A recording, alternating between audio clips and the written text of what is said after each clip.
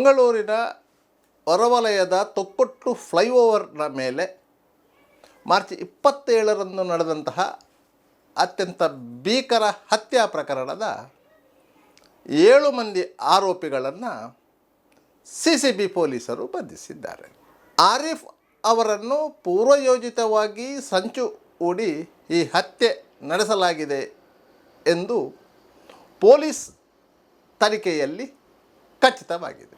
ಆರೋಪಿಗಳನ್ನು ಪೊಲೀಸರು ಆತುರವಾಗಿ ಮಧ್ಯಾಹ್ನದ ವೇಳೆಗೆ ಜನಸಂದಣಿ ಕಡಿಮೆ ಇರುವಂತಹ ಸಂದರ್ಭದಲ್ಲಿ ಮಂಗಳೂರಿನ 4ನೇ JMFC ನ್ಯಾಯಾಲಯಕ್ಕೆ ಹಾಜರುಪಡಿಸಿ 12 ದಿನಗಳ ಕಾಲ ಪೊಲೀಸ್ ಕಸ್ಟಡಿ ಪಡೆದುಕೊಂಡಿದ್ದಾರೆ. ಸಾಮಾನ್ಯವಾಗಿ ಯಾವುದೇ ಪ್ರಕರಣದ ಆರೋಪಿಗಳಿಗೆ ನ್ಯಾಯಾಲಯ ಗರಿಷ್ಠ 15 ದಿನಗಳ ಪೊಲೀಸ್ ಕಸ್ಟಡಿ ವಿಧಿಸುವ ಅವಕಾಶಗಳು ಇರುತ್ತದೆ. ಆದರೆ ಪೊಲೀಸರು ಆರಿಫ್ ಕೊಲೆ ಪ್ರಕರಣದ ಆರೋಪಿಗಳನ್ನು 12 ದಿನಗಳ ಕಾಲ ಪೊಲೀಸ್ ಕಸ್ಟಡಿಗೆ ಕೇಳಿದ್ದು ನ್ಯಾಯಾಲಯ ಅಸ್ತು ಎದ್ದಿದೆ. ಈ 7 ಮಂದಿ ಆರೋಪಿಗಳನ್ನು CCB ಕಚೇರಿಯಲ್ಲಿ ವಿಚಾರಣೆ ನಡೆಸಲಾಗುತ್ತಿದೆ.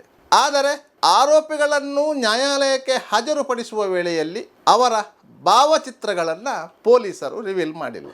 ಕೆಲವೊಂದು ತಾಂತ್ರಿಕ ಕಾರಣಗಳು ಇವೆ. ಹತ್ಯೆ ನಡೆದ ಕೇವಲ 2 ಗಂಟೆಗಳ ಅವಧಿಯ ಒಳಗೆ 6 ಮಂದಿ ನೇರ ಆರೋಪಿಗಳನ್ನು ಮಾಣಿ ಸಮೀಪದ ಬುಡೋಳಿಯ ರಿಕ್ಷಾ ಚಾಲಕ ಕಾಸಿಂ ಅವರು ನೋಡಿದ್ದಾರೆ. ಅವರೊಂದಿಗೆ ಆರೋಪಿಗಳು ಉಪ್ಪಿನಂಗಡಿಗೆ ಬಾಡಿಗೆಗೆ ಬರುವಂತೆ ಕೋರಿಕೊಂಡಿದ್ದರು.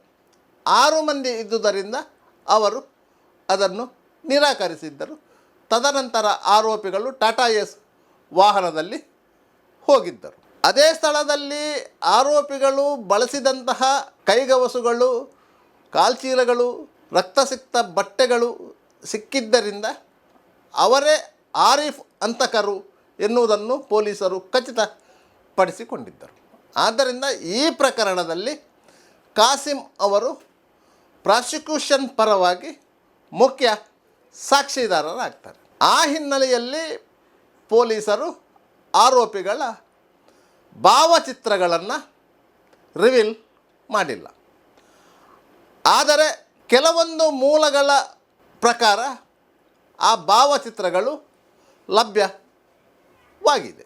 ಆರೋಪಿಗಳು ಎಲ್ಲರೂ ಈ ಹಿಂದೆ ಕ್ರಿಮಿನಲ್ ಪ್ರಕರಣಗಳಲ್ಲಿ ಒಳಗೊಂಡಿದ್ದವು. ಪೊಲೀಸರ ದಾಖಲೆಗಳಲ್ಲಿ ಅವರ ಭಾವಚಿತ್ರ, ಹೆಸರು, ವಿಳಾಸ ಎಲ್ಲವೂ ಇದೆ. ಆದ್ದರಿಂದ ಅವರ ಹಳೆಯ ಭಾವಚಿತ್ರಗಳು ಲಭ್ಯವಾಗಿದೆ. ಅವರ ಮುಖವನ್ನು ಒಮ್ಮೆ ನೋಡಿಕೊಂಡು ಬನ್ನಿ.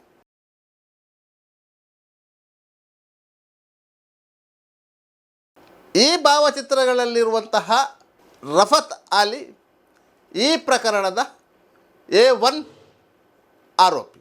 ಆತನಿಗೂ ಆರಿಫಿಗೂ ಯಾವುದೋ ವಿಚಾರದಲ್ಲಿ ವೈಮನಸ್ಸು ಇತ್ತು. ರಫತ್ ಅಲಿ ಟೊಪ್ಪಿ ನೌಫಾಲ್ನ ತಂಡದೊಂದಿಗೆ ಗುರುತಿಸಿಕೊಂಡಿದ್ದವನು.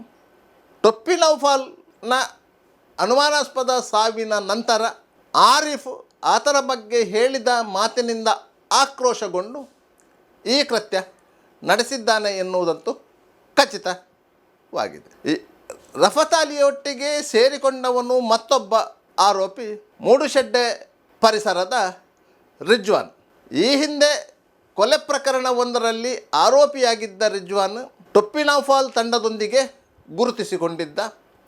ಆದ್ದರಿಂದ ಆತನು ಈ ಕೃತ್ಯಕ್ಕೆ ಸಾಥ್ ನೀಡಿದ್ದ. ತದನಂತರ ಈ ಪ್ರಕರಣದಲ್ಲಿ ಇತರ 4 ಆರೋಪಿಗಳು ನೇರವಾಗಿ ಭಾಗಿಗಳಾಗಿದ್ದಾರೆ. ಅಂತಹ ಆರೋಪಿಗಳನ್ನು ಪೊಲೀಸರು ಬಂಧಿಸಿದ್ದಾರೆ. ಈ ಪ್ರಕರಣದಲ್ಲಿ ಹಣಕಾಸು ಮತ್ತು ವಾಹನ ವ್ಯವಸ್ಥೆ ಮಾಡಿದ್ದಂತಹ ಇರ್ಷಾದ್ನನ್ನು ಪೊಲೀಸರು ಈ 6 ಮಂದಿ ಆರೋಪಿಗಳೊಟ್ಟಿಗೆ ಸೇರಿಸಿಕೊಂಡು ನ್ಯಾಯಾಲಯಕ್ಕೆ ಹಾಜರುಪಡಿಸಿ ತಮ್ಮ ಕಸ್ಟಡಿಗೆ ಪಡೆದುಕೊಂಡಿದ್ದಾರೆ. ಇರ್ಷಾದ್ ಮಂಜೇಶ್ವರ ಕಡೆಯಿಂದ ಇನ್ನೋವಾ ಕಾರನ್ನು ಬಾಡಿಗೆಗೆ ಪಡೆದುಕೊಂಡು ಉಳ್ಳಾಲಕ್ಕೆ ತಂದು ತದನಂತರ ಆರೋಪಿಗಳಿಗೆ ಕೊಟ್ಟಿದ್ದ ಆರೋಪಿಗಳು ಅದೇ ಕಾರನ್ನು ಬಳಸಿಕೊಂಡು ಆರಿಫ್ನ ಹತ್ಯೆ ಮಾಡಿದರು. ಈ ಪ್ರಕರಣದಲ್ಲಿ ಇನ್ನೂ 3 ಆರೋಪಿಗಳು ಇದ್ದಾರೆ. ಅವರು ವಿದೇಶದಲ್ಲಿ ತಲೆ ಮರೆಸಿಕೊಂಡಿದ್ದಾರೆ. ಈ ಪ್ರಕರಣದಲ್ಲಿ ಆರೋಪಿಯಾಗಿರುವಂತಹ ಸುಹೈಲ್ ಹತ್ಯೆ ನಡೆಯುವ 2 ದಿನಗಳ ಮೊದಲು ಹಂತಕ ತಂಡಕ್ಕೆ ಎಲ್ಲ ರೀತಿಯ ಸಹಕಾರಗಳನ್ನು ನೀಡಿ ಸೌದಿ ಅರೇಬಿಯಾಕ್ಕೆ ಪರಾರಿಯಾಗಿದ್ದಾನೆ. ಆತನಿಗೆ ಈ ಹತ್ಯೆ ನಡೆಯುವುದು ಸ್ಪಷ್ಟವಾಗಿ ಗೊತ್ತಿತ್ತು. ಹತ್ಯೆ ನಡೆದ ನಂತರ ಆರೋಪಿಗಳು ಪರಾರಿಯಾದ ನಂತರ ಮತ್ತಿಬ್ಬರು ಆರೋಪಿಗಳು ವಿದೇಶದಲ್ಲಿ ಕುಳಿತುಕೊಂಡೇ ಆರೋಪಿಗಳಿಗೆ ಸಹಕಾರ ನೀಡಿದರು. ಅವರನ್ನು ಸಹ ಈ ಪ್ರಕರಣದಲ್ಲಿ ತಲೆಮರೆಸಿಕೊಂಡಿರುವ ಆರೋಪಿಗಳು ಎಂದು ಗುರುತಿಸಲಾಗಿದೆ. ಒಟ್ಟಾರೆಯಾಗಿ ಈ ಪ್ರಕರಣದಲ್ಲಿ ಈವರೆಗೆ 10 ಆರೋಪಿಗಳನ್ನು ಗುರುತಿಸಲಾಗಿದೆ. ಇನ್ನು ಕೆಲವು ಆರೋಪಿಗಳು ಹತ್ಯಾ ಸಂಚಿನಲ್ಲಿ ಭಾಗಿಯಾಗಿರುವುದು ತನಿಖೆಯಲ್ಲಿ ಬೆಳಕಿಗೆ ಬಂದಿದೆ. ಪೊಲೀಸರ ತನಿಖೆ ಮುಂದುವರಿದಂತೆಯೇ ಇನ್ನಷ್ಟು ಮಂದಿ ಈ ಪ್ರಕರಣದಲ್ಲಿ ಪೊಲೀಸರ ವಶವಾಗುವ ಎಲ್ಲ ಸಾಧ್ಯತೆಗಳಿವೆ. ಆದ್ದರಿಂದ ಪೊಲೀಸರ ತಂಡ ಅತ್ಯಂತ ಯೋಜನಾಬದ್ಧವಾಗಿ ಈ ಪ್ರಕರಣದ ಹಿನ್ನೆಲೆಯನ್ನು ಭೇದಿಸಿದೆ, ಆರೋಪಿಗಳನ್ನು ಗುರುತಿಸಿದೆ, ಅವರನ್ನು ಬಂಧಿಸಿದೆ. ಒಟ್ಟಾರೆಯಾಗಿ ಮಂಗಳೂರಿನಲ್ಲಿ ಮತ್ತೊಂದು ಆತಂಕಕಾರಿ ವಿಚಾರಗಳು ಬೆಳಕಿಗೆ ಬರುವ ಮೊದಲೇ ಆರೋಪಿಗಳನ್ನು ಪೊಲೀಸರು ಹೆಡೆಮುರಿ ಕಟ್ಟಿದ್ದಾರೆ. ಪ್ರಕರಣದ ತನಿಖೆ ಮುಂದುವರಿದಿದೆ.